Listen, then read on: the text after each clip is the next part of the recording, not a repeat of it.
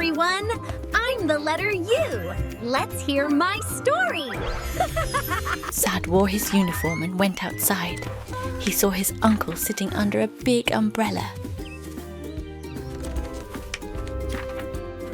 Nearby there was an old urn in the garden.